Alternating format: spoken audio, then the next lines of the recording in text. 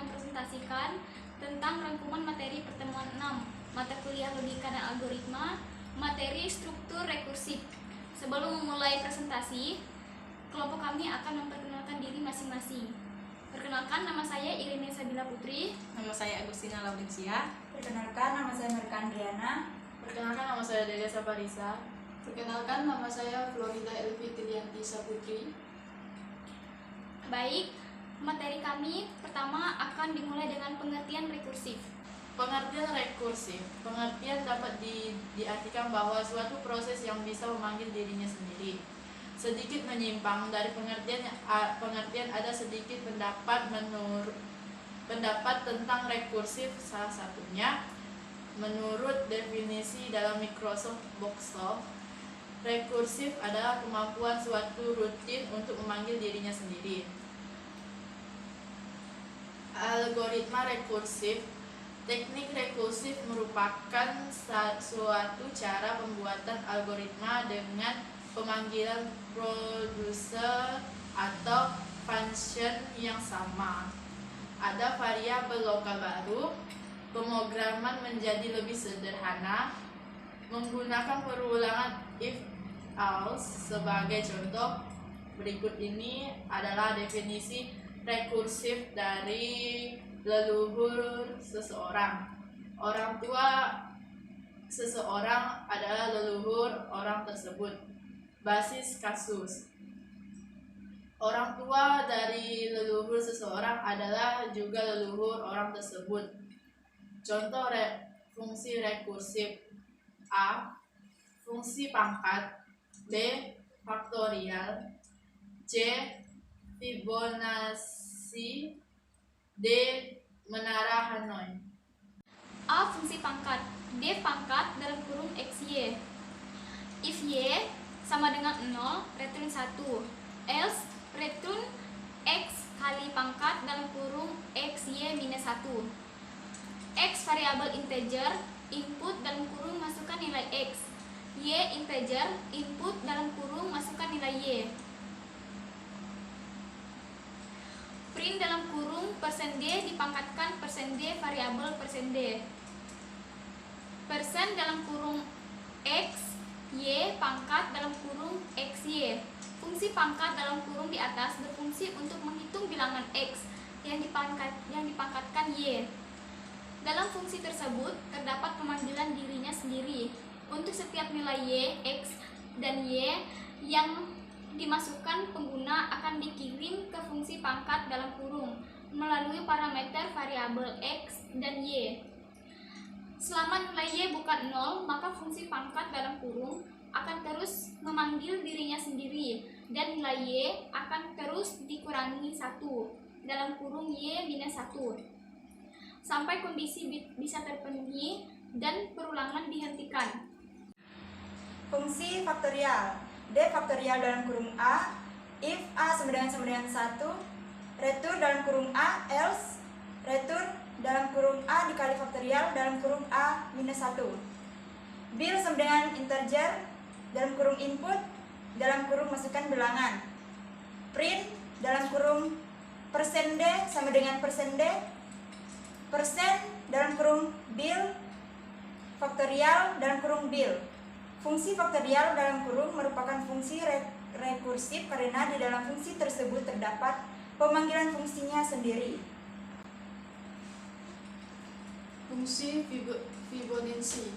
Def Fibonacci dalam kurung N. If N sama dengan 0 or N sama dengan 1, return N, else return dalam kurung Fibonacci dalam kurung N min 1 plus Fibonacci dalam kurung N min 2. X sama dengan integer, buka kurung, input dalam kurung masukkan batas deret bilangan Fibonacci. Print dalam kurung deret Fibonacci. For i in range dalam kurung X. Print Fibonacci dalam kurung i, n sama dengan petik 1. Contoh yang ketiga ini membuat fungsi Fibonacci dalam kurung yang juga merupakan penerapan dari fungsi rekursif. Bilangan Fibonacci adalah bilangan yang memiliki suku awal 0 atau 1 dan suku-suku berikutnya merupakan penjumlahan dari dua suku sebelumnya. Penggunaan memasukkan batas deret bilangan Fibonacci yang lainnya ditampung pada variabel X. Untuk menampilkan deret kita perlu menggunakan perulangan for yang akan mencetak setiap nilai yang diproses dalam fungsi Fibonacci. Fungsi Fibonacci akan terus memanggil dirinya sendiri ketika nilai yang dilewatkan buka kurung nilai n bukan bernilai 0 atau 1 dengan melakukan proses penjumlahan Fibonacci dalam kurung n min 1 plus Fibonacci dalam kurung n min 2. D. Menara Hanoi. Menara Hanoi merupakan salah satu persoalan atau teka-teki matematika yang cukup terkenal.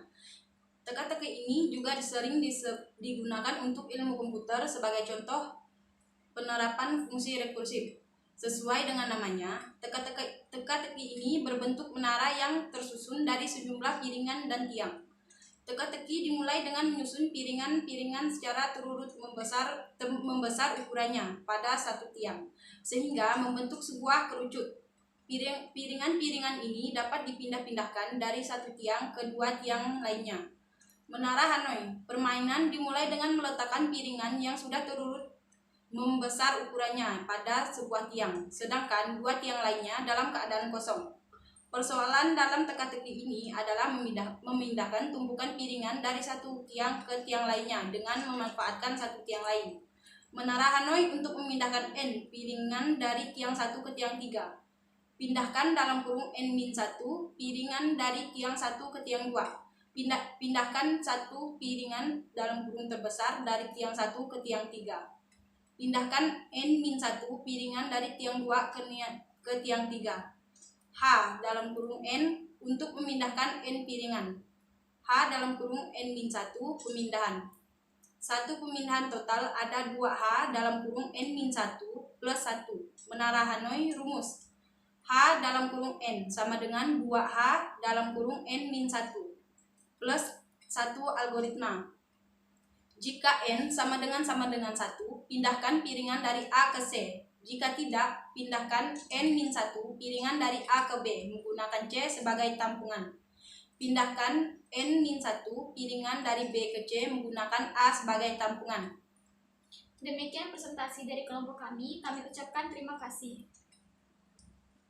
Adil Katerino, Bajuramin Kak Surga, Bahasa Ingat Kajibata. Arus.